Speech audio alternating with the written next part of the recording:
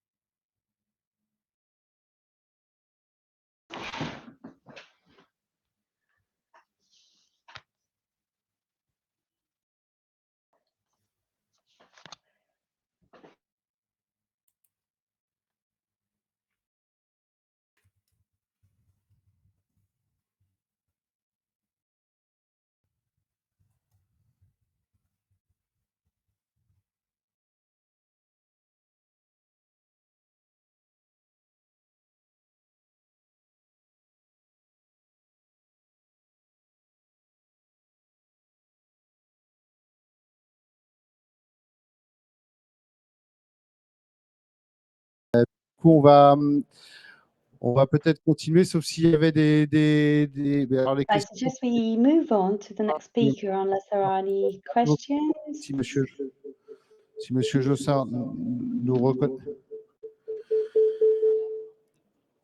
on pourra essayer de prendre les questions en effet à la fin. We might leave Du coup, on time va for the passer à la questions at the suite. end Et comme of the debate, rather. je And I suggest we move on to the découvre next la speaker. modernité, And technical conditions are a little bit complex this morning, so bear du with coup, me. je vais accueillir maintenant, enfin, qui est déjà là, Monsieur Luc PELKMANS, And I'd like to qui welcome conduit Mr. un Luc programme visant PELKMANS, à who évaluer les is impacts driving a climatiques de program l'exploitation du bois on énergie, climate impacts qui à of cette the occasion va bien rappeler la harnessing nécessité of energy de wood, s'inscrire dans and un temps long ou tout du like moins en cohérence to avec celui de draw la our croissance des attention arbres, on the need pour parler de to choses qui aient du sens. be part Donc, of a Monsieur long PELKMANS, merci time d'être venu frame et puis je vous laisse along la parole. the growth cycle of trees in order for the method to make sense.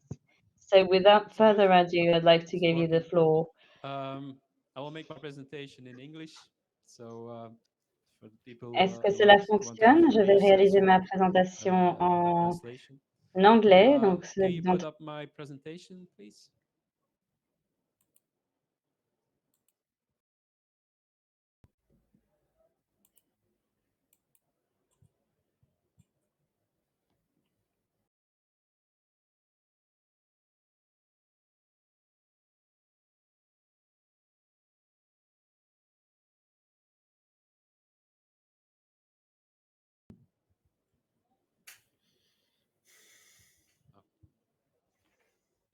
I think it's taking. Oh no, it's the wrong one.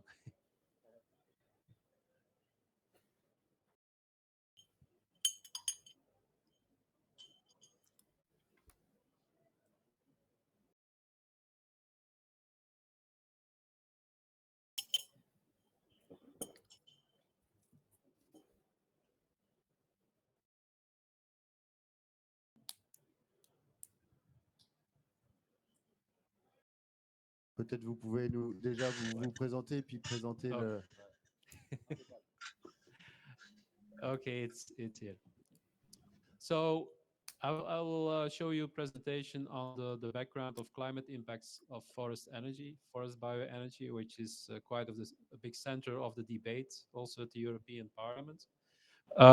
But just a few words first on the organization that I represent today. So that's IEA Bioenergy.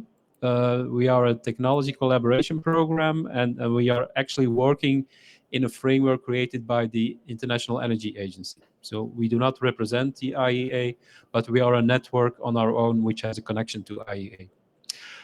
What we want to do is actually bring different countries and experts from different countries together to collaborate on topics of bioenergy and to exchange information on what's happening in terms of bioenergy research, on technologies that are being developed, what's going on in the markets, what are demonstrations, and what's the policy around it, and what works and what does not work.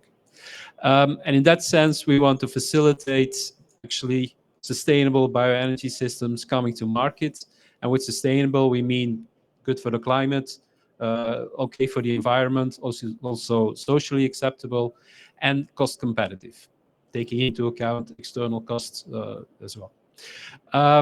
In our network, we have 26 countries, so it's mostly 26 members, it's mostly countries, 15 European countries, also the European Commission is a member, and then we have countries from North America, South America, Asia, and Australia, New Zealand, and South Africa. So we actually, all those countries are member of IEA Bioenergy, and the work in our network is done through tasks or task forces on specific topics. I don't have the overview here, but we have technical topics like combustion, gasification, liquefaction, biogas, liquid biofuels. We also have more horizontal topics like the role of bioenergy in the energy system, so flexibility we can provide, but also on sustainability and climate impacts. And what I'm going to present is really from the task on sustainability. So the current debates on bioenergy actually our task, which is task 45 as we call it, has developed a scientific article which was published in 2021 called Applying a Science-Based Systems Perspective to Dispel Misconceptions about Climate Effects of Forest Bioenergy. Because we see that a lot of the debates on bioenergy, specifically forest-related, are based on misconceptions. So people have misconceptions on what type of biomass is used for bioenergy. So is it high-quality wood? Is it other things which are used? Have misconceptions on how does forestry really work in practice? Is it about the thing in the right where you cut things and you use everything that you have harvested for energy? There's also misconceptions on carbon cycles, short-term carbon cycles, long-term carbon cycles, and how this carbon needs to be accounted. So the scientific article is really an important background on countering some of these misconceptions. Now, first to start with on-the-ground forestry practice. So we see that a lot of scientific analysis also, so from scientists, assume that you cut a part of the forest and use it entirely for energy. This is not the case.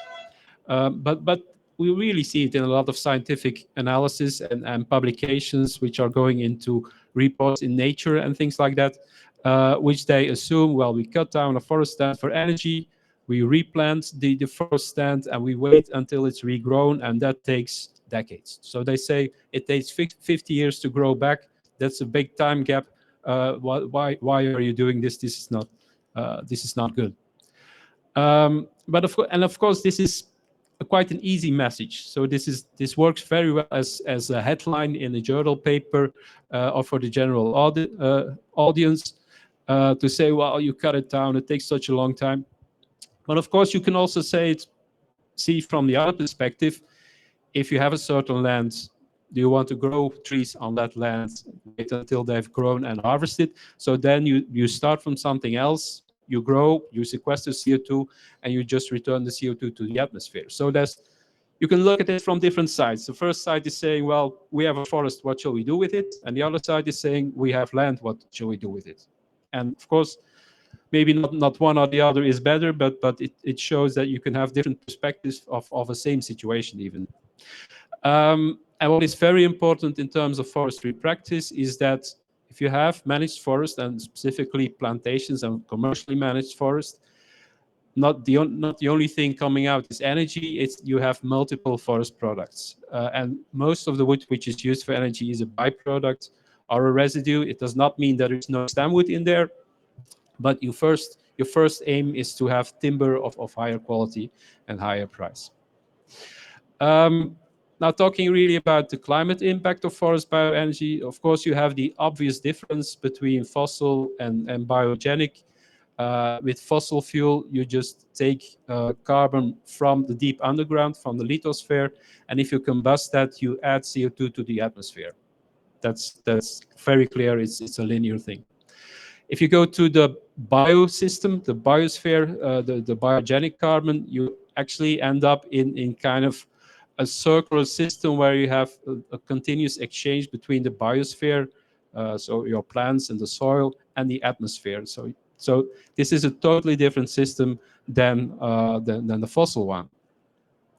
But of course, you can't just say, well, this one is adding, the other one is completely carbon neutral. It's also not so. You still have to consider the biogenic carbon if you're making assessments of what's the impact on the climate. You really have to take this balance of biogenic carbon into account as well. Now, this is a picture to show you, well, what's the difference in system boundaries if you want to look at the climate effect.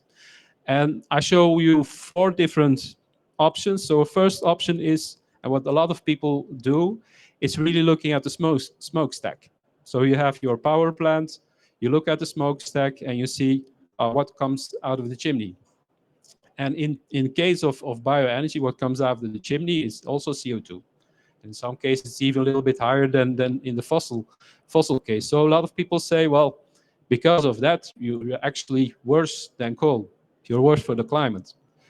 But that really ignores this balance of CO2, that there's also CO2 uptake from plant growth, which you shouldn't ignore. Otherwise, you just make it equal to taking things from the deep underground, which is not the case in this case. Other groups are saying, well, we just look at the forest. So if you take something out of the forest, you're diminishing the carbon in the forest, so it has a bad impact. But here, if you do that, you ignore the impact of how you use that biomass. So you have substitution impacts of materials, of the wood that you harvest, and you have timber, but also of the fuels. So you replace fossil fuels.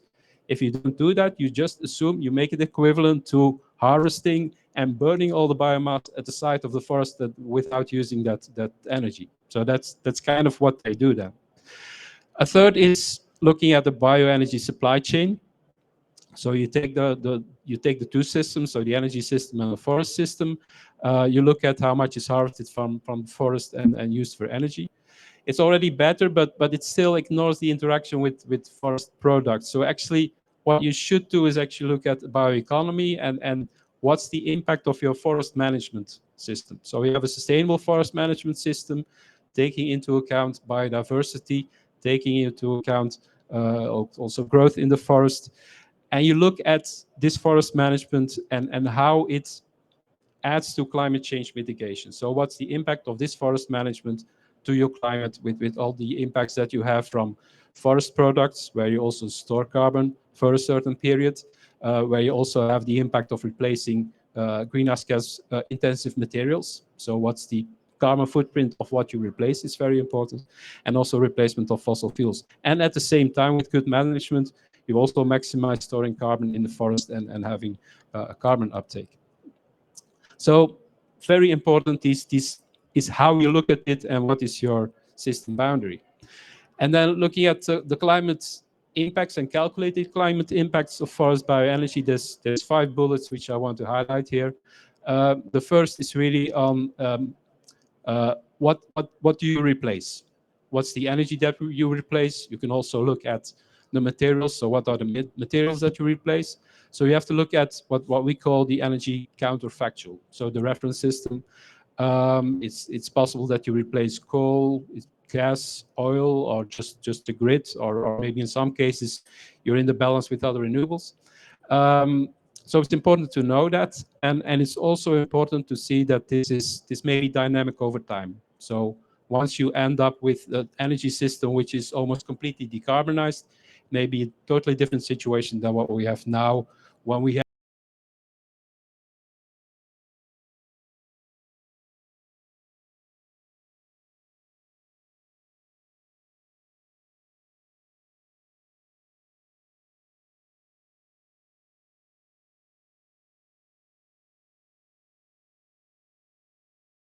gas is used for heating.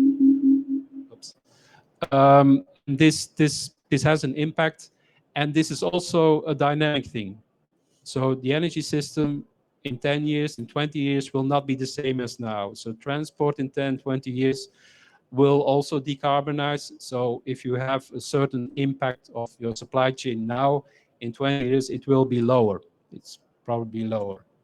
And also a remark, even for long distance supply chains, we see that the impact of supply chain emissions is still limited. So typically, if we have transport from the United States or Canada to Europe, it's kind of represent like 15% of the advantage that you have compared to coal. Another one which you have to take into account, and which is the most kind of center of the debate, is what's your impact on the forest? And that's very difficult. So it's the center of the debate and really difficult on how we interpret it.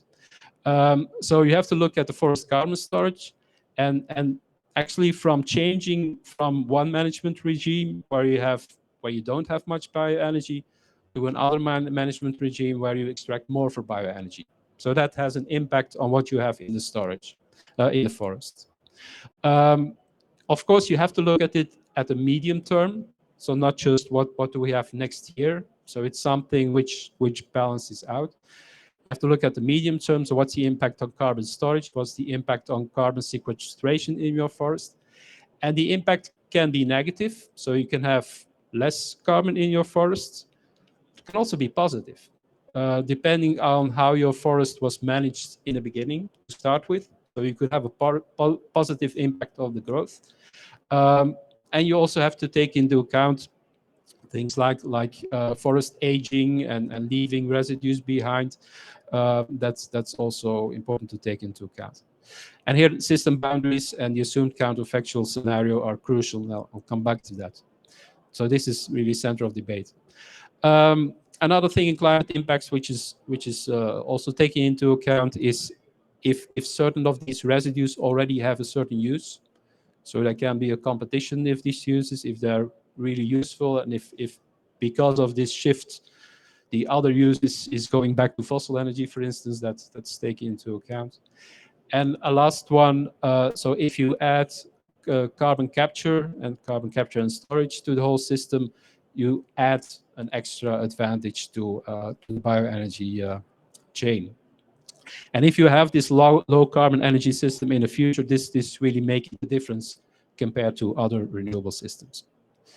Now, this counterfactual, I mentioned it. So this is really the central issue in the differences in scientific discussions. So what's really the most likely scenario of what would happen with your carbon stocks, with the forest, with the energy system, if you don't have this specific bioenergy demand? Now, as mentioned, you have to look at the forest also, but you also have to include these longer-term forest dynamics. So what's the impact on the growth levels? And there's also something like a forest owner response. So there is forest owners, they make decisions on what they do with their forest, on how they manage their forests. And in some cases also, they, like in the United States 50 years ago, a lot of landowners decided to grow trees on their lands because it was interesting for timber. But they are allowed to go back. So they can really say, well, forest is not interesting for us anymore. Get rid of it and we just grow cotton again. So that's also something that you have to take into account. So things have to pay off. And a lot of some scientists also say, well, let's just take a no harvest scenario as the reference. So just abolish all the harvest also for timber. And this is really unrealistic. If you have forest owners, and forest owners, for them, this is a capital. So this, if you just say, well, you're not allowed to harvest anymore, this is really an economic loss, which you have to compensate for. And this is often overlooked. A lot of discussions is about timing, about the carbon depth and carbon payback periods. There's a lot of calculations behind it, which depend on where you put your boundary. Do you look at a forest stand or a forest landscape? Do you look at cut and growth or growth and cut, as I mentioned before? The forest practice that they assume, the counterfactual on protection versus forest management. So actually, a message there is there's quite some subjectivity in these choices. So people really have to say and explain what they started from. Otherwise, it doesn't make sense to look at the results. You really have to know how they calculated it. And sometimes they just take assumptions which fit their purpose. And looking at this period and short-term periods, it's also not so compatible with forests, because forests are, well, one, they're managed at a broader scale than a forest stand on its own, and a forest stand is also managed for decades instead of a few years. And this forest stand is actually where a certain harvest takes place in a certain season. So this is a nice picture to show that. So your forest is actually kind of a mosaic of different parts. You have younger forests which are growing a lot, which have a lot of carbon which they absorb from the atmosphere. You have more mature forests where the carbon the carbon sequestration is actually going down. You have parts where you have fires, where it's emitted. You also have kind of sick parts of the forest where you also start emitting, and then you have a certain part where you have a harvested area. In one season, you lose the carbon which is in that part. But doesn't mean that your forest is not in balance.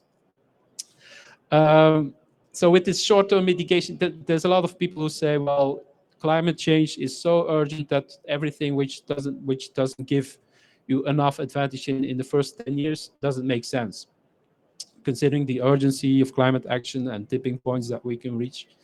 But as mentioned, forests are not managed for 10 years. They are managed for 50 years and longer, and also at a broader level than a forest stand. And it really undervalues what impact that you can have at the medium to long term. I'll just go to this next slide first. I'm not going to explain in detail, but this shows a typical growth curve in a forest stand. So you have a certain initial period where you establish a forest, where you do the plantings, and then the next 10 years it's starting to grow. So the initial growth is pretty low, but it's starting to grow. And you have the full growth. In this picture, it shows that you have the maximum growth between 20 and 40 years. Of course, it depends on the climate that you're in, so it's not everywhere, not the same everywhere. But then after a while, your growth starts to go down. And you see this point, I don't know if I can show it in, yeah. You see this dot here. If you have a commercial forest, really, that's the point where you normally harvest. And then you have the maximum, then you have an average here of, well, this is the maximum average that you have per year of carbon, which is actually absorbed by the wood. But if you grow there, it means also that, so you go back to here, you go back to your first establishment, and in the first 10 to 20 years, your growth will be lower than what you would have here. And that's actually the explanation of many, that they say, well, if you just leave the forest growing, it takes quite some time before you catch up again. It's true for the first 10 years. But if you then look at a little bit longer year, then this young forest is really catching up again. It's really going much faster than you would have had in the forest that you leave standing. So it's actually, it doesn't really make sense to look at this 10-year impacts. You really have to look at the longer impact. This is really also for a forest stand, but you also have to look at it at the forest overall. And just kind of a conclusion here is that you really need kind of founded balance actually between a carbon sink that you have in a forest, the forest management. So you have to consider the dynamics of a forest. So what does it mean to have less or more forest on the forest health and the forest growth? You have to account for the carbon storage in forests and in products, and also acknowledge the impact of replacing greenhouse gas intensive materials and fossil fuels. And on top, CCS, so carbon capture and storage, can provide additional long-term carbon storage. And these are a few general conclusions that we need a rapid transformation of all the sectors to phase out fossils.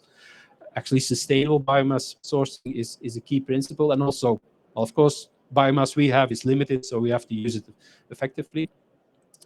That forest bioenergy is mainly related to residues and side streams. And we have to look at it really at the bioeconomy level. And the rest, I think, I've already explained. So, thanks. And there's a few links that you can go to for some explanations and the background paper I talked about. Merci beaucoup, Monsieur PELKMANS. Peut-être juste pour revenir sur votre courbe qui est peut-être un peu générique, c'est plus pour des résineux peut-être que pour des feuillus, ou c'est vrai sur des forêts un peu... This is just an illustration. Just illustration. It's okay. just an illustration which I took from a publication, but just to show you the mechanisms of how it works. But it can be lower, higher, take longer, shorter. So, but it's just to show you have a peak in your carbon uptake, and then it's going down after a while. Et la concentration de dioxyde de carbone qui augmente dans l'atmosphère, aussi, il y a eu des discussions sur le fait que ça accélère la croissance des arbres. Est-ce que ça, il y a des choses un peu scientifiques qui existent là-dessus, ou c'est quand même là un peu de l'illusion ou autre? Yeah, the impact of climate on forest growth. I guess many people are looking into this.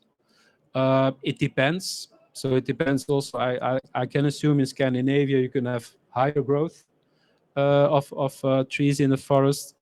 But it also you also have a shift, and you also have an impact on certain diseases which you can have, and beetles that you can have when it's getting warmer. So there's side effects as well. So what's also important in forest management, and if you have replanting, is that you take into account effects of a climate. So climate resilience is a very important one if you do forestry at the moment. Yes. Est-ce qu'il y a des questions pour Monsieur PELKMANS sur son exposé qui, moi, je trouve, est très intéressant et qui synthétise bien les points de vue de la société. On n'en parle pas beaucoup. C'est un sujet qui est devant nous, là, la façon dont les gens apprécient et reprennent connaissance de ce que c'est la forêt et de ce temps long qui est indispensable pour aborder des réflexions qui aient du sens. On ne peut pas réfléchir la forêt à un instant T. On est obligé de s'inscrire dans une réflexion plus longue, au moins de la durée de vie de l'arbre.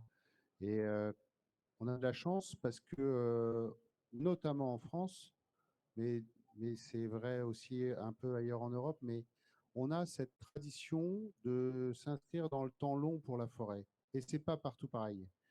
Et ça, il faut qu'on garde ça. Tant qu'on garde cette tradition de vouloir faire des beaux arbres pour aller les mettre dans les scieries, de faire du bois d'œuvre, l'équilibre, il perdurera parce que on va laisser le cycle qui a été bien illustré là. Donc, tant qu'on respecte cette envie de faire des beaux arbres, je pense qu'après, on a le code forestier, etc., qui nous protège largement. Hein. Je ne veux pas me débattre là-dessus parce que Clarisse va peut-être en parler tout à l'heure, mais je pense que le fondement, c'est de rester sur une vision long terme de la forêt. Merci beaucoup, M. PELKMANS. Il ne faut pas hésiter à prendre, si vous avez des questions. On a de la chance d'avoir des gens qui connaissent bien et qui prennent un peu de hauteur vis-à-vis de ces sujets-là au niveau de l'Union européenne, etc. C'est une opportunité de les interroger. Donc, n'hésitez pas. Ah, voilà, ben voilà, ça y est, ça arrive. Je vous remercie de vous présenter. Aline Bertin, Société Michelin. We know that the carbon stock in the forest is not only in the trees and the timbers, it's also in the soil. We know that sorry, I can't speak very loud. We also know that the ecosystemic benefits of the forest is not only carbon capture, it's also linked to all the biodiversity that lives in it. Does the IEA work on the overall benefits of bioenergy through tools such as LCAs or other estimate tools to know the global picture of bioenergy? Yeah. I was focusing on climate in this presentation, just to show that there are kind of misconceptions about the climate impact. But of course, forest management is not just about climate and maximizing your growth, but you have to have this balance with the ecosystem services, with soil, things like that. And indeed, we look further. So our task 45 is looking at climate, but also other sustainability effects. So the link with biodiversity is certainly there. The focus is a lot on the climate at the moment, but you do get a lot more now of biodiversity impacts, but also social impacts. So sustainability is broader. It's environmental, but also social. What's the impact on local people? That's also coming in. But you're right. This picture is really an economic picture. So forest management is more than economics.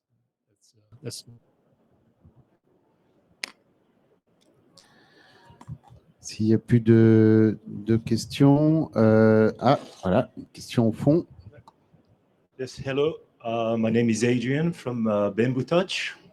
So thank you, Mr. Berkman, for your presentation. You mentioned that trees takes up to 50 years to grow up. I would like to know what's your opinion about bamboo, because we know that bamboo takes 3 to 5 years to grow up and can store as much as oxygen as forest, and they can also store much more carbon than forest.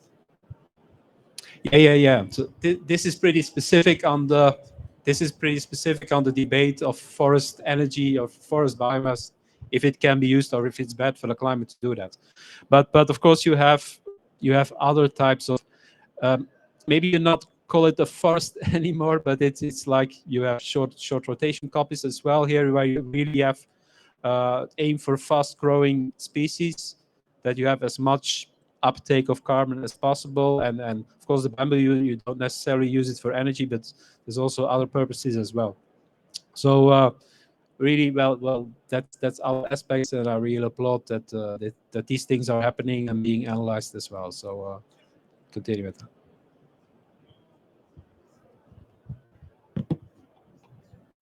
Thank you very much. Monsieur Gustav MELIN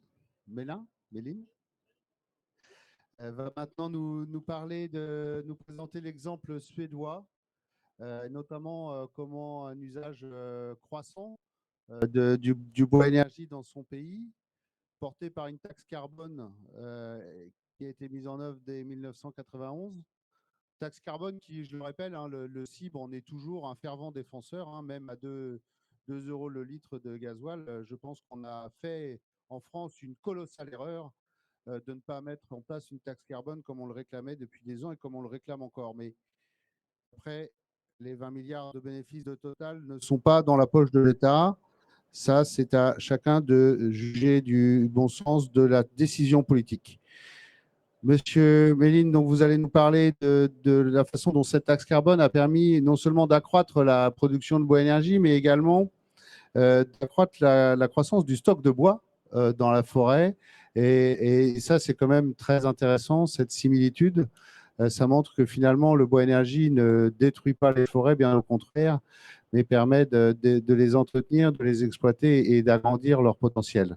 Donc je vous laisse présenter votre propos. Okay, thank you very much.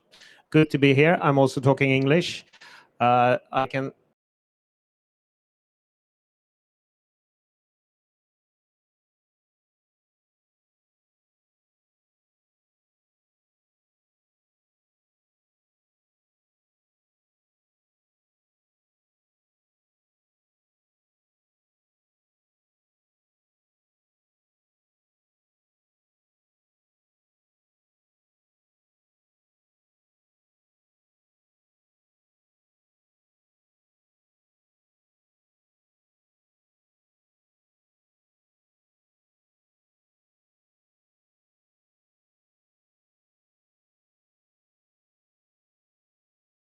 businesses are profitable, then we can invest more and develop and so on. But it's no joke that we are optimizing the environmental issues as well. I'm very much a person that works for the environmentally good. And I think today that most of the NGOs actually has gone out of track and is too much working towards an environmentally bad society. And I think you could be more strong, you that work with biomass and bioenergy, and proud of what that you do.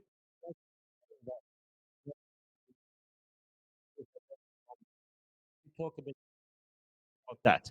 I think also Luke told us about a lot of the facts that actually claim that for the climate and for the forest. But I would say when it comes to biodiversity and so on, there is no data that say that bioenergy go bad for biodiversity. I would say it's the other way around. So there are some of our members.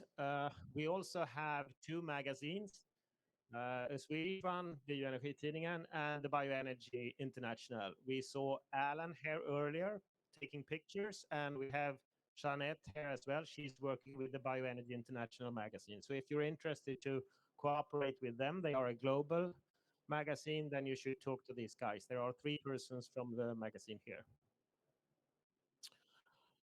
So this is a slide of the share of fossil energy use in European countries 2019. You can see Sweden on the right side, and actually the Netherlands is the country that used the most fossil energy.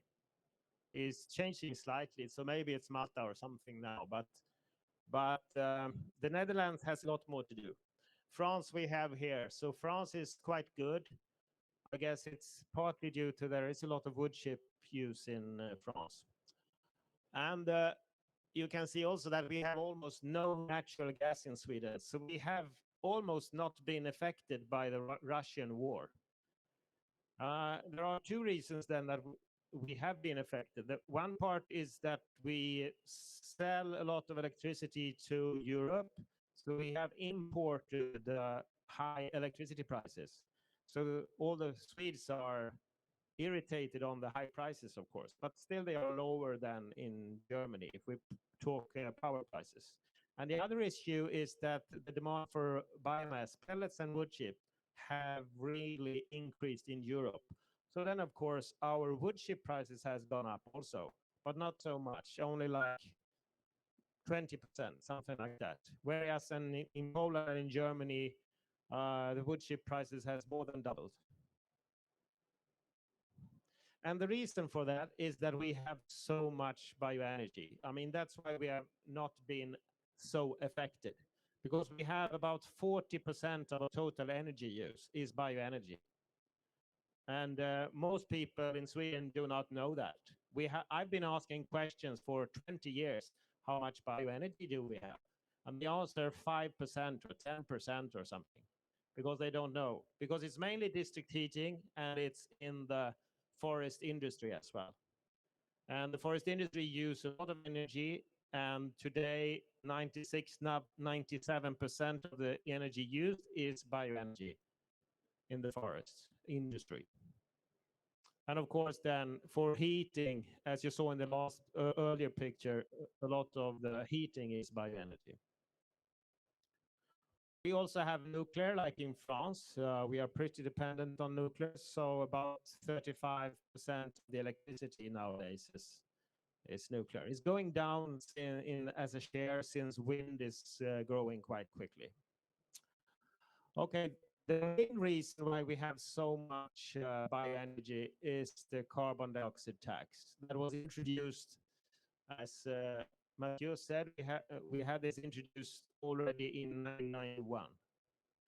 And the red curve here is for households. So households have had a higher tax than the industry. This is the green curve is the industry, and it's industry outside the emission trading scheme. So the industry got an increase in 2011, then 2015, and then 2018 on the sale of the household. And we have the world's highest carbon dioxide tax, around 120 euros per ton, something like that. And it's been good because we chose better solutions. And it's not expensive to use biomass for heating. It's a lot cheaper than you have heating in most of the rest of Europe today. But it's long-term investments.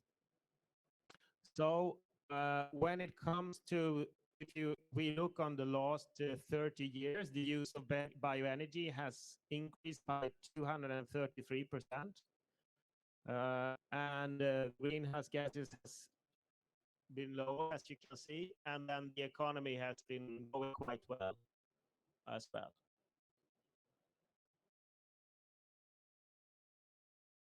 And this is a slide of the, I mean, it's not a good picture on the Swedish forest, but still it's supposed to give a picture of the Swedish forest. And the blue bars is the standing stock of stem wood. So it's collected carbon dioxide, you could also say. Standing stock of stem wood. The red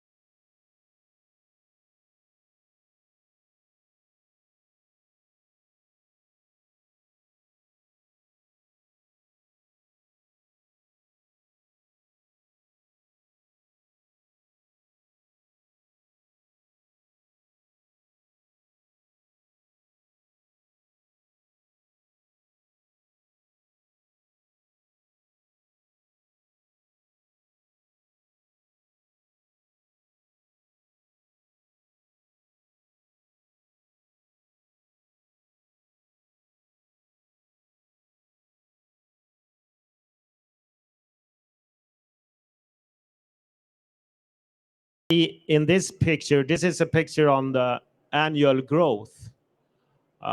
It's about 436 terawatt hours, and we harvest this portion, 181. The forest industry takes most of it, and then half of that becomes energy. But what you can see, what we harvest also is the branches and tops and all the stumps. So this is the energy, amount of energy in the branches and tops and in the stumps. And this is not used at all.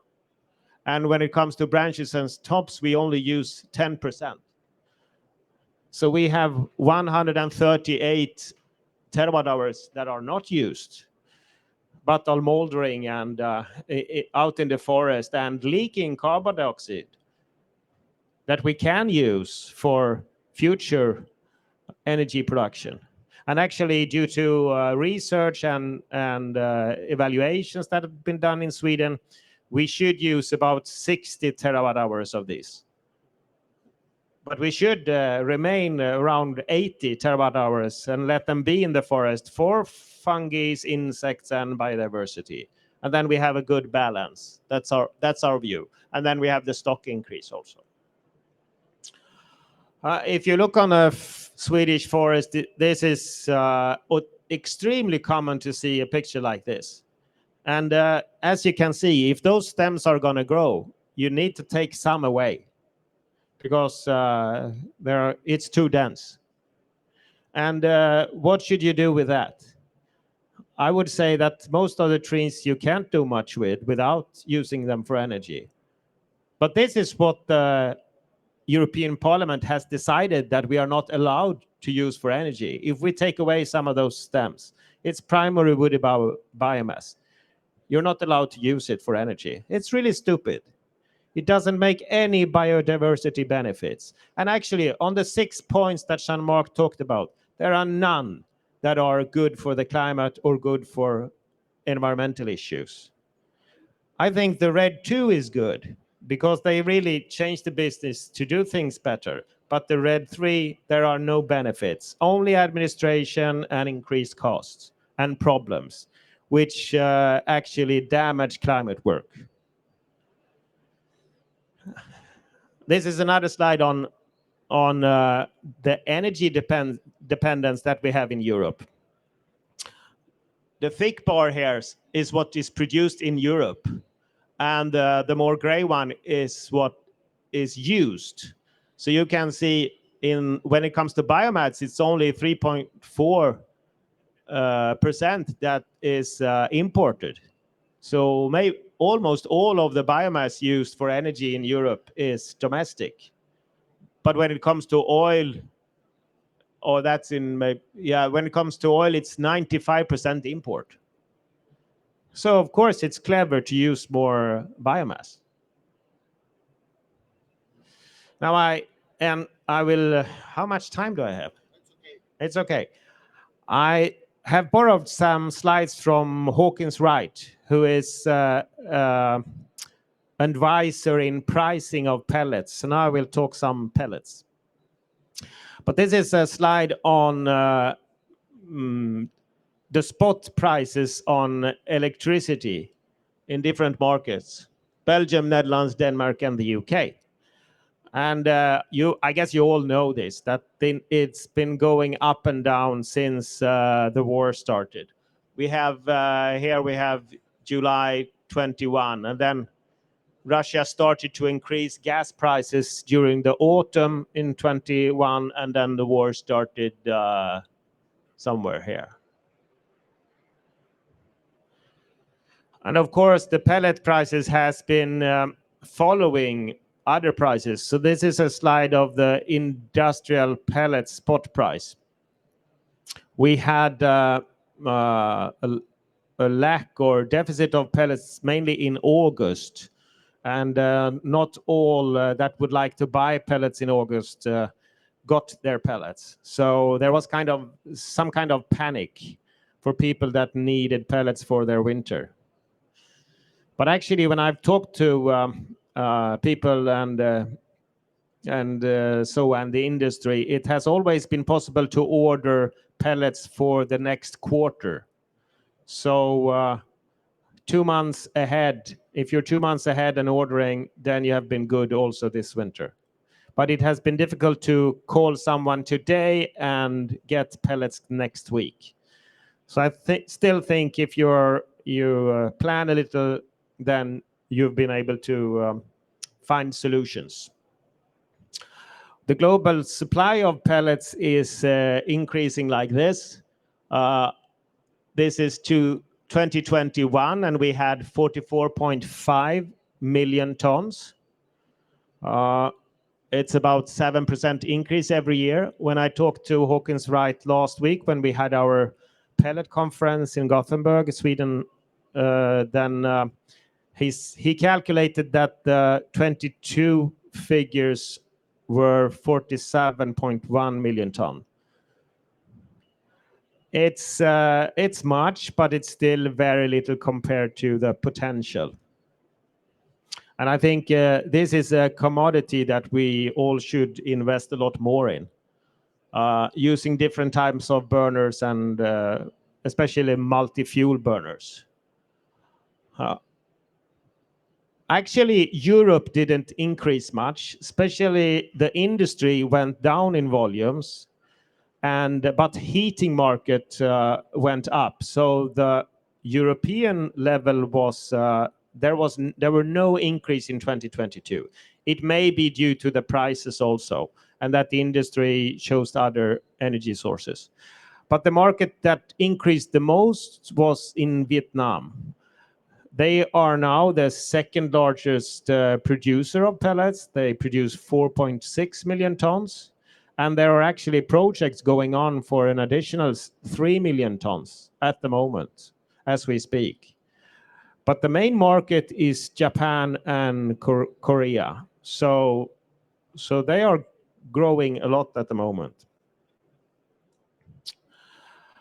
I'm here together with the Swedish delegation. We are 10 companies. Most of the companies are in some way involved in pellet use for industry heating or steam production or heat oil production. And since we have had this higher carbon tax, as I said, the last 5 to 8 years, all the industry, this type of industry, laundries, breweries, asphalt production, slaughterhouses, steel production is in the ETS, so there's a little slower. But the other one, in the food industry, they have all changed from natural gas, fossil oil, to bio oils, wood powder from pellets, or district heating. So you can, it's now very possible to do that. And we have several companies that can help you with different solutions. I think the most interesting is the multi-fuel burner. And there is also several companies that deliver multi-fuel burners. They go from 1 megawatt to 50 megawatts. But you can use wood powder from pellets. You can use natural gas also in the same burner. So you can have dual functions or triple functions. You could have an oil or bio oil as well. So then if there is no pellets available or the natural gas is too expensive, you can switch to the other few.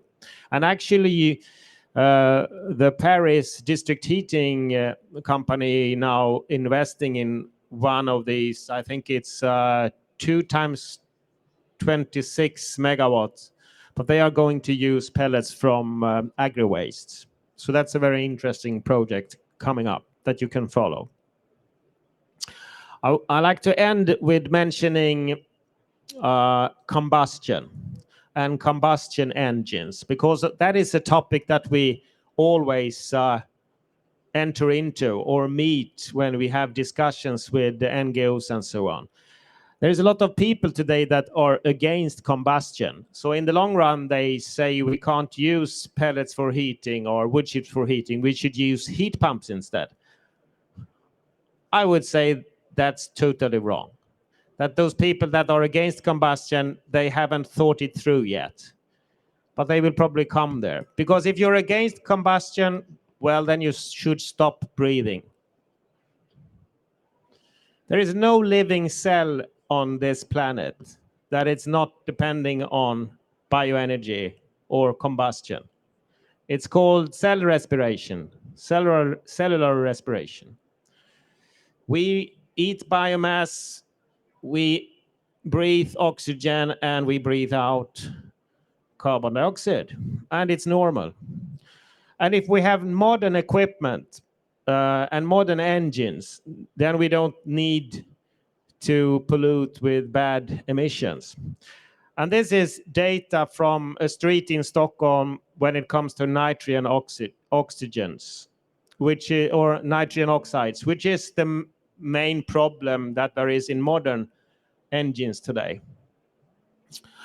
And still, we've been able to lower the emissions with modern engines on normal cars to levels that are reaching the national target of what we call fresh air, which is a very low level. It's less than 20 micrograms per cubic meter.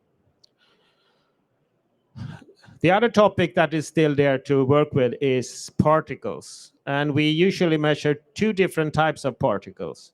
So this is a slide from another, or the same street, one of the most trafficked streets, Sveavägen in Stockholm. And you can see that the amount of small particles has been going down the last 20 years.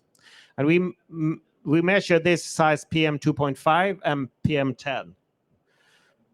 So this is the picture on the PM10 particles.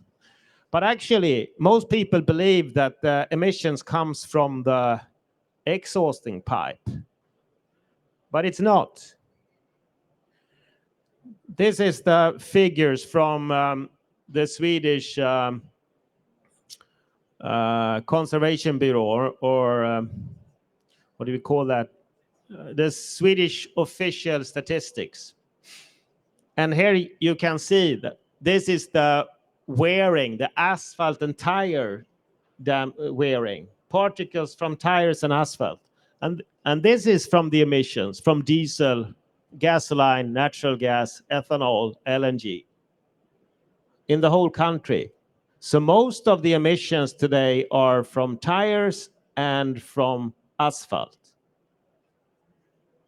So when it's switching to electrical cars, you don't get rid of the particle emissions. Actually, there came a report some months ago that if you have what they call the iron in a tire, dub.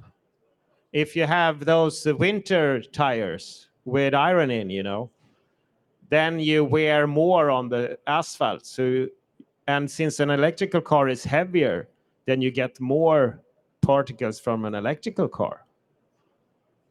So the answer is not always so easy to understand. And we need more research and more knowledge to be able to answer all the questions. But I'm convinced that with the energy of life, the bioenergy, then we are on the right road forward for developing a renewable energy society. Thank you very much. Thank you.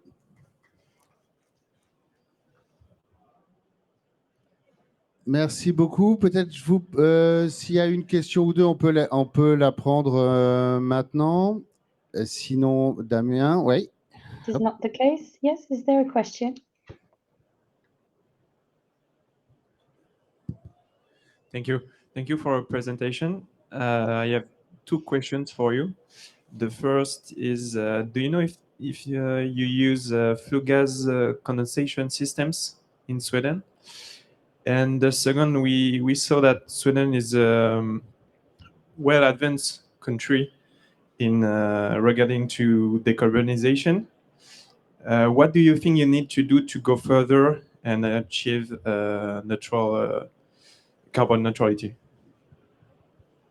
We have a lot of flue gas system. Actually, Helena Rose here is she's an expert on flue gas system, and they are in our stand, the company Radscan. So I would say most of the district heating installation have signed some kind of flue gas system. When it comes to CCS and BECCS, or I mean collecting carbon dioxide to become climate neutral, we expect it to be a program, a political program then, or support program that they set up for investing in some units to be able to start a market. So Stockholm is planning for that. They haven't made their final investment decision, but they have, I think they got something like 180 million euros as a support from the EU to make these investments in a CCS unit. So it's definitely on the planning, and probably it will be go on it, but the final decisions around the Swedish policy is not decided. And also, I mean, Europe are negotiating about how the market should be structured or so to be able to invest more. I think maybe both Luke and Jean-Marc has some knowledge about that.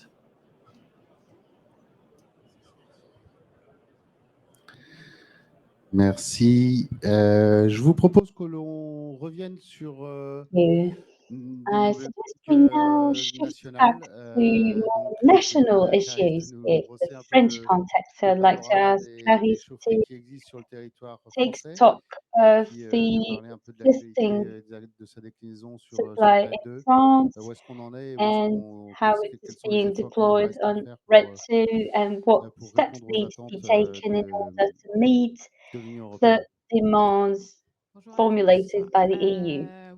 Yes, good morning, everybody. First of all, I'd like to summarize the state of the situation in France and draw stock of the approaches that are envisaged to implement RED II. So first of all, I'll draw stock of the situation with a presentation. Donc un petit état des lieux sur le bois énergie en France. Donc c'est effectivement, comme on l'a vu aussi en Europe, la première énergie renouvelable, as we know, the avec une first contribution renewable majeure à energy la in balance énergétique de France, la with a France. major C'est contribution 66% for des France chaleurs to be renouvelables en 2021, energy avec une répartition de autonomous, 80% de bois domestique 66% et 20% with sur le bois collectif et 20% for industriel. domestic woods Et and ça 80% représente plus for de 50% des collective objectifs de and développement de la industrial chaleur woods, which renouvelable represents en France, qui est encore 20, très fortement carboné. 50% of the Bien entendu, renewable ça a une heat contribution très development goals importante for the sur l'économie et l'économie 2028 des target. territoires, avec It des has offres an et impact des on the nombreux emplois, ça economy and continue the de parler. territory, impacting the employment situations D'emplois directs et in indirects dans les zones several notamment regions, rurales. directly and indirectly. Je vais y revenir. 50,000 Le jobs bois énergie, comme ça a are été expliqué created précédemment, in c'est rural un areas outil mainly. de So gestion what's durable. the C'est comme ça benefit qu'il faut of energy l'entendre, comme on wood l'a vu, for forests? qui permet This is a effectivement byproduct of de silviculture, gérer and la this forêt is also durablement, an extra source of income, notamment dans ses enabling forests to multifonctionnalités be et pour managed la production de sustainably bois d'œuvre. in, On va y revenir. and to support Le bois énergie, donc biodiversity. sur la But we'll partie come back to this. collective et industrielle, Regarding c'est plus une energy wood in installation France, répartie we sur have l'ensemble du territoire dans les 7,000 régions qui sont forestières ou structures moins scattered forestières, over the et qui permet territory, la valorisation on the local de différentes resources of biomasses. forest On va y regions and revenir. non-forest Ça a regions. permis, See a en map on utilisant the le screen, verdissement and this des has réseaux de enabled chaleur, us vous aurez to une bring présentation plus heating détaillée demain. networks in 10 En years visant, donc on a with doublé le a nombre d'installations, doubling up fois of the 2,5 number pour la of puissance installée, donc la structures production, for the la production production d'énergie. Donc ça, c'est en of visant par energy, rapport aux objectifs qui sont devant nous, and eh bien, il faut faire cette même bond de manière beaucoup plus accélérée.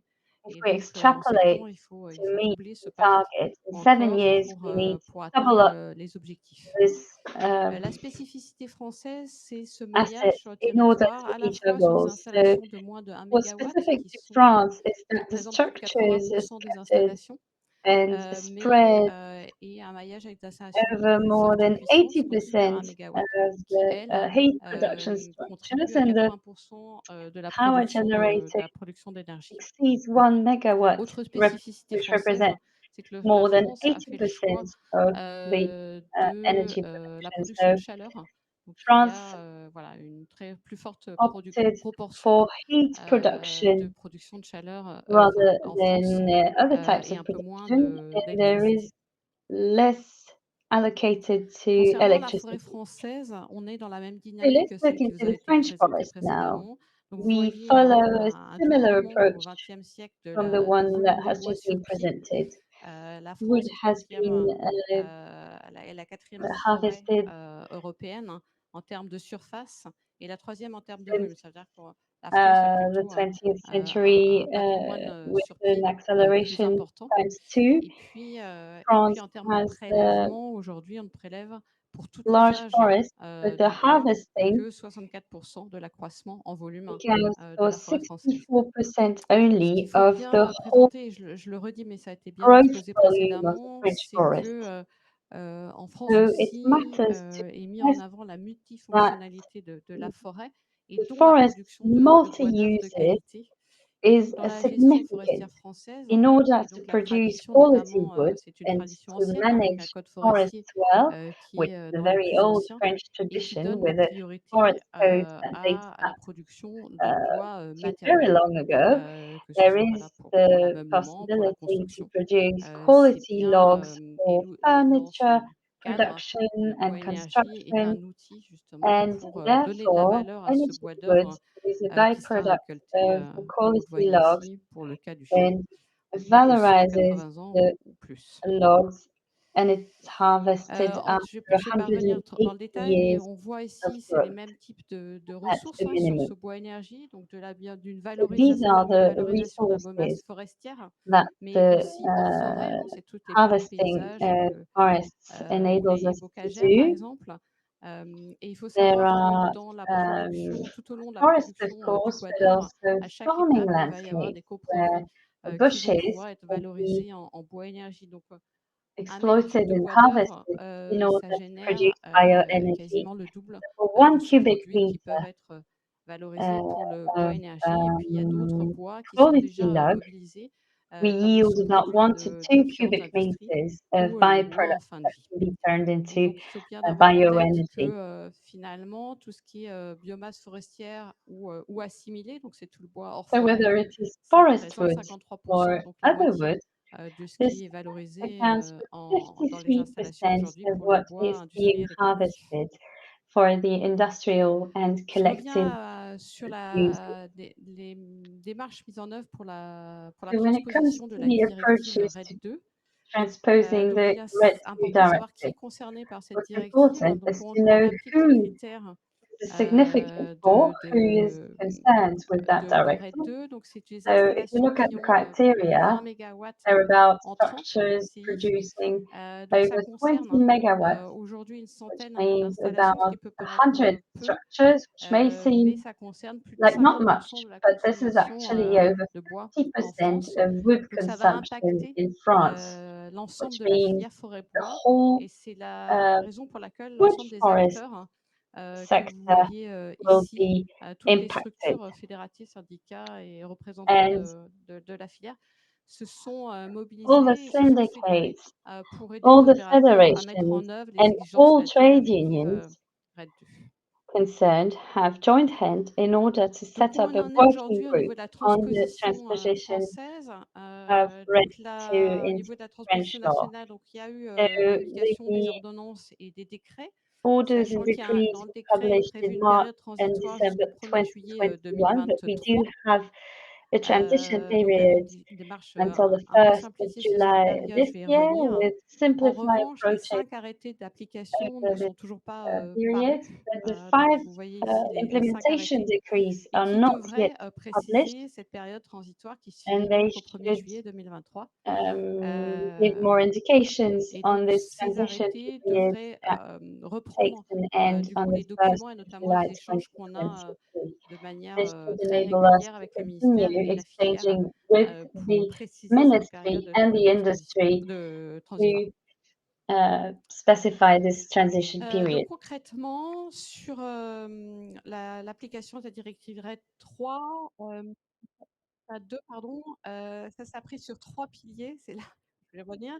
Donc les 3 prix. Les premiers, c'est les 3 types de critères qu'a développé monsieur JOSSART.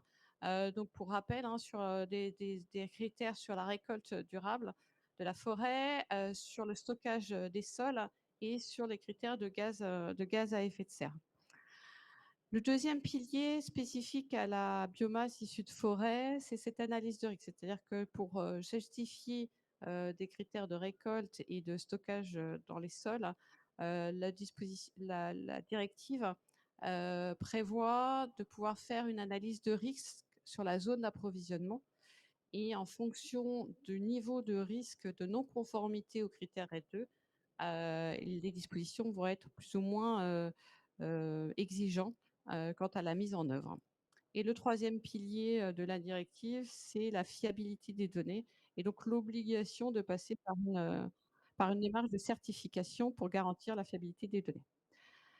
La phase transitoire jusqu'au 1er juillet 2023 n'exige que les 2 premiers piliers, c'est-à-dire le respect des critères que j'ai cités et la mise en place d'une analyse de risque. Tout ce qui est certification n'adviendra qu'à partir du 1er juillet 2023. Donc le consortium que je vous ai cité précédemment a élaboré avec le soutien des ministères et de l'ADEME une analyse de risque qui a été finalisée, qui a été soumise à consultation publique en fin d'année dernière. Donc on a reçu les différentes contributions, on les a traitées, on a fait une analyse complémentaire, donc une seconde version, et cette version est en cours de validation puisqu'on l'a fait en lien avec les ministères et l'ADEME. Donc la version définitive est en cours de validation de la part des ministères pour une publication en février. Donc les opérateurs vont pouvoir s'appuyer sur cette analyse de risque et n'auront pas à faire eux-mêmes d'analyse de risque sur leur zone d'approvisionnement puisque ça couvre l'ensemble de la France et les DROM. Autre démarche, les fournisseurs devront mettre en place une attestation de respect des critères précités et les producteurs d'énergie, les opérateurs énergiques devront faire une déclaration et le consortium a construit des modèles pour que les opérateurs puissent les suivre. Donc ça, c'est tout ce qui doit être pris. Je détaillerai le calendrier pour la phase transitoire, sachant que le consortium aussi travaille en étroit lien avec les schémas de certification pour pouvoir faire un certain nombre de recommandations à l'issue de la période transitoire. Donc voilà le calendrier qui a été proposé. Pour pouvoir respecter donc, le calendrier de cette phase transitoire. Donc vous voyez une première étape qui démarre là en février pour que les fournisseurs puissent émettre une attestation. Donc je ne reviendrai pas sur le détail, mais je vous indiquerai où trouver ces informations. Donc une première étape pour fournir des attestations en février-mars et remplir ces attestations par les fournisseurs pour que les opérateurs énergétiques puissent avoir les informations pour eux-mêmes remplir une déclaration qu'ils devront fournir sur la production d'énergie. Donc la première période couvre l'approvisionnement entre juillet 2022 et fin et décembre 2022, donc le deuxième semestre 2022. Et la deuxième période couvrira le premier semestre 2023. Je vous mettrai les liens. Donc, toutes ces démarches-là a été expliquées lors d'un webinaire qui va bientôt être en replay la semaine dernière. Donc, n'hésitez pas à revenir vers nous. Et tous les liens voilà, sont dans le détail sur les différents modèles d'attestation, les modèles de déclaration et les différentes questions de mise en œuvre que cela peut impliquer. Et donc, je terminerai sur les difficultés, pour pouvoir discuter ensemble, sur les difficultés de mise en œuvre de cette directive RED 2. Et on voit que, voilà, en parallèle des discussions RED 3, RED 2 n'est pas complètement mise en œuvre. Vous voyez qu'on n'en est qu'à la phase transitoire en France.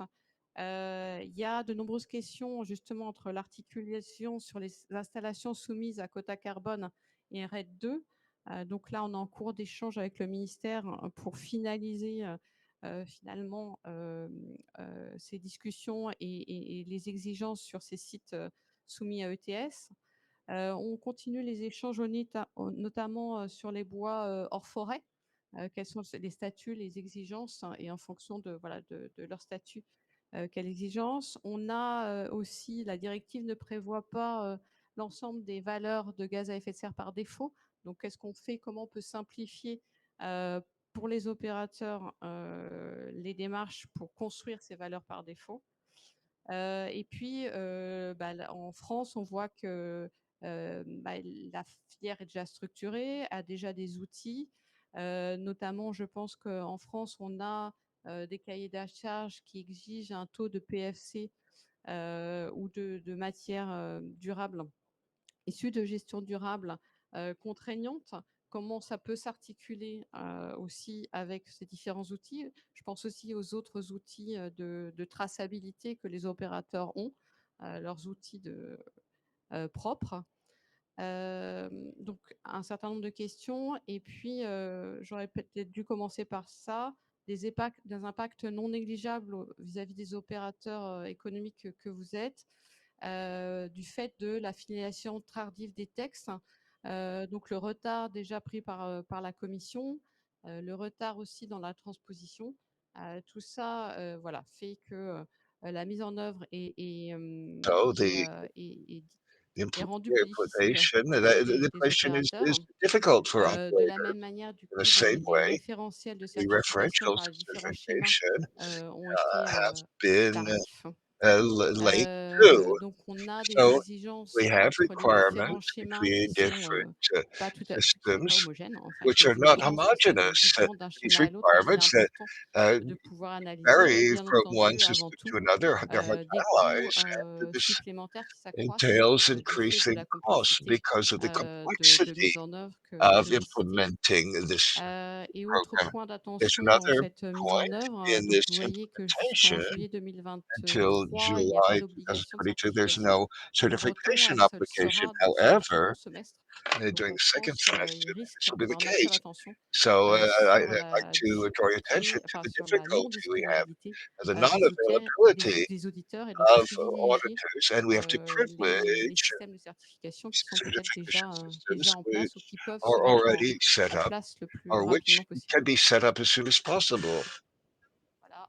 Et voilà, pour aller plus loin, je dirais qu'il y a un certain nombre de documents, à la fois sur les questions-réponses qu'on peut avoir sur la gestion durable des forêts, et puis les différents outils et les manières qui sont à votre disposition.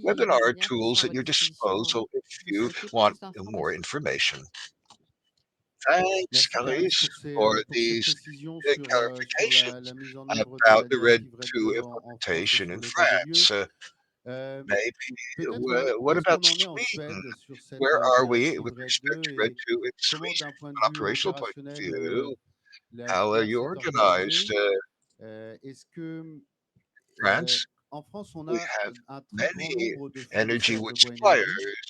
Ça va de la petite entreprise à des entreprises un petit peu plus structurées, mais ça représente peut-être une centaine d'entreprises. Pour certaines d'entre elles qui n'ont pas connaissance de la mise en œuvre de cette directive RED 2 et des attestations qu'elles devront fournir. Où est-ce que vous en êtes en Suède sur ce sujet-là, d'un point de vue opérationnel?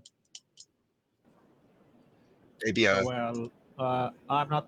Okay. Yeah. Now it's on. Well, I'm not an expert on that, but with the legislation has been functioning for 1.5 years. So all of the companies are up and running with their applications or certifications. So I think it's working mainly, but I can't say much of how it's working. No, you don't have a more explanation. OK. Est-ce qu'il y a des questions dans la salle sur ce dernier exposé ou à nos invités? Est-ce que vous souhaitez rebondir ou est-ce que Or c'est is clair everything pour vous? clear, Non, red c'est bien, too? tant So mieux, much je the suis content. better. So much better if it's so clear. On va se charger de We le will mettre en œuvre. handle Ça va pas être implementing it. forcément It may très, not très be all simple, that mais bon, easy, but on we'll va get s'organiser. organized. J'avais I have a un little petit point point peut-être here. qu'on We n'a can pas talk beaucoup about a bunch abordé sur le about stockage de storing CO2 et sur les CO2 chaudières from biomasse et puis biomass l'avantage heating systems que and ça what pourrait avoir. C'est un sujet impact qu'on can it voit have? arriver This qui is a permettrait subject we might d'aller talk about. Maybe peut-être this will un peu plus allow loin us to encore go a little bit further que les vertus with qu'offre déjà respect to le Bois the Énergie. advantages Est-ce que of vous avez energy. Would des you have any informations là-dessus? information Est-ce que about c'est un that? sujet sur lequel l'un Maybe ou you l'autre vous can avez say a word travaillé? about this. Do you mean CCS? Yes. Okay. Yeah. This Oui, is one of the key topics in our question auprès network de notre réseau. Nous because we know savons it's getting que cela getting devient very très important also to important connect de carbon capture. s'occuper de la capture de carbone aussi. We're also On looking examine into, well, first into opportunities of CCS and what's the impact, and of course how to calculate the impact, which is also not so straightforward. But we also look at the balance between CCS and CCU, so carbon capture and utilization. This is maybe more, will take a bit longer term because first capturing the carbon and storing it, I think it will move quite fast with specifically with the fossil industry, which is picking the CCS up, and hopefully then the bioenergy sector doesn't have to invent, so we can kind of link to those initiatives. But I think in the longer term, carbon capture and utilization will be getting more important also. So replacing carbon-containing products, so with circular carbon, which is from the CO2 that you capture somewhere. But yeah, it's getting quite important. There's a lot of discussion also with NGOs who don't like the CCS part because it gives kind of an argument or excuse of fossil industry to continue and just with storing the carbon. So I think we have to be careful. But I think with this combination of having renewable energy combined with negative, so with storing carbon with bioenergy, that's really a very important plus for the advantage. And we have to focus on that. But we also have to focus on realistic cases on how it can be implemented. Is the scale that we have in bioenergy installations okay for that? Because the current CCS in large industries will be very big scale, and it's maybe difficult to install something like that in a 1 megawatt scale. So this is also things that we are looking to, but very important. Yeah. Okay, thank you. Toujours pas d'intervenants? Est-ce que vous voulez compléter vos interventions sur d'autres specific des points points. spécifiques? Ou Otherwise, sinon, eh bien, on we're ahead of a un petit peu d'avance. schedule. Moi, j'avais quand même Maybe I have a peut-être une question, question, but mais c'était it's plus more pour for Mr. Monsieur JOSSART. JOSSART pour I want savoir to know si au if sein in de the l'Union européenne, EU, the la specificity spécificité of different des différentes forests forêts était bien was intégrée integrated dans la tête into the dans les discussions qu'il y a discussions. notamment dans les trilogues. I think Je in pense notamment particular, aux the differences différences entre between les forêts forests and the majoritairement de résineux qu'on a different residues we dans have le in nord de l'Europe Europe, et des forêts de Northern Europe, feuillus qu'on retrouve may be ici, un different peu plus dans le sud aussi. from the south here. Et Also, puis également le the stade de développement de la situation in filière terms of bois development énergie qui est différente, with où on sait respect que nous en to France, on different on types est of en retard energy. par rapport We're à d'autres, behind notamment des Sweden and Suédois. France Tout in ça some fait respects. que And that's c'est le jeu de la critical politique, c'est ce que vous issue. avez, c'est ce As qu'avait Mr. exprimé Monsieur Jossard Jossard said en in his introduction dans les introduction, discussions qu'il y a we're talking actuellement au about niveau EU de l'Union européenne. Mais distributions. est-ce que the est-ce que la knowledge of connaissance this de ces diversity diversités, that is elle est bien present. présente au sein des gens qui Discussions s'occupent now going on, de discussions la about production energy d'énergie? wood in Europe. I hope so. Je l'espère. I think that is a big discussion in Europe on how different countries approach or how certain circumstances are very specific in the forest that you have in the south, in the east, in the north. I think that's also why forestry is still a national competence. So every country is responsible for their own forest management, and they all have their own forest laws, and it's pretty difficult to make that central. I think what you can do at the central level is kind of having some central principles things that you have to aim for. It's like preserving biodiversity and carbon stocks and things like that. But it's really difficult to put everything in one legislation when you're dealing with different countries and the different situations that they have. So I think there are people around the table who know that and will try to put that forward.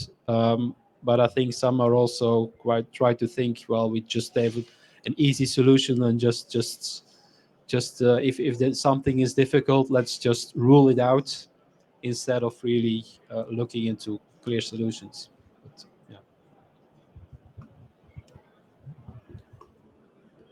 yeah, Jean-Marc commented on that. We have Sweden as having the presidency at the moment in the EU, and but the Swedish view is very much that we should be the honest broker. So they do not try to influence the discussion too much. So we are a bit scared that the outcome will be bad or not so good for the bioenergy business. On the other hand, I also believe that policy is something to work with long term. So even if some things go bad, there is a new commission coming up, and maybe we can change back some things. I believe that we should use a lot more energy crops, for example. And I also believe that that's a view that it's that more people also have. So it's definitely, I think we should have a positive view on the future, even though there are battles and losses that we can win in the long run.